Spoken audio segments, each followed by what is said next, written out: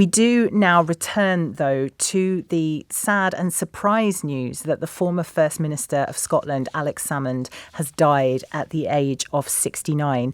Joining us to discuss this is Ian Blackford, SNP's former Westminster leader. Thank you so much for joining us this evening. Ian, just your response to the news, first of all, please. Well, just very sad that Alex been taken, and I think first and foremost, really thinking about his wife Moira. Really terrible news to lose anybody, but to lose your husband when he's away abroad in North Macedonia and everything around all of that. So there's all that sadness, but of course we reflect on what Alec achieved in his long political career, leading the SNP, first SNP First Minister, of course, and led us into that referendum campaign, the independence referendum campaign in 2014. When Alec became a Member of Parliament in 1987, the SNP had 3 members of Parliament. We were very much, in some respects, at the fringes of political life. But he took us from there, not just to the centre stage in Scotland, but arguably to the centre stage right across these islands. So we're due a debt of gratitude, of thanks to him for the leadership that he gave and put us in the position that my party has now been in government in Scotland since 2007. But much of the legacy, the reason as to why that happened goes down to his leadership in the earlier years. What about, rather than as a politician, as a man, what was he like? What were some of the qualities and the interests that he had? He was a character. He was a personality. He was a larger-than-life character. He was good with people. He enjoyed meeting people.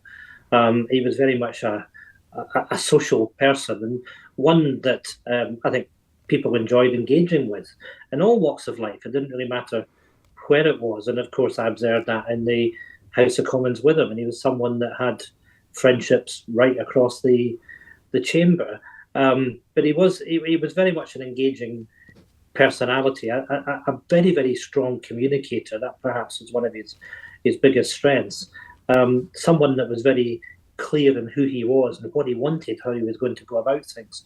Probably not someone in that sense, when you've got a personality like that, not someone that you want to be on the other side of in an argument. Mm-hmm. And how do you think that he would want to be remembered?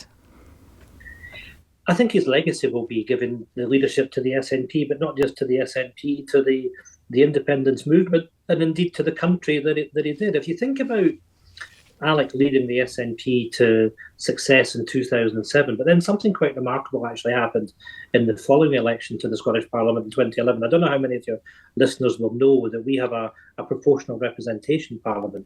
So we have MPs that are elected, or MSPs that are elected first past the post, 73 of those.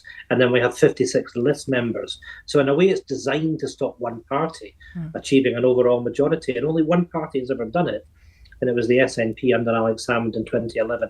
Every other government in Scotland has been a minority government.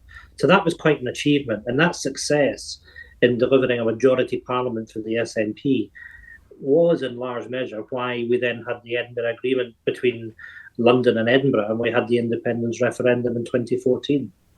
Ian Blackford, thank you so much for joining us this evening and for your time and your thoughts, paying tribute there to SNP's former Westminster leader, Alex Salmond, who has died at the age of 69.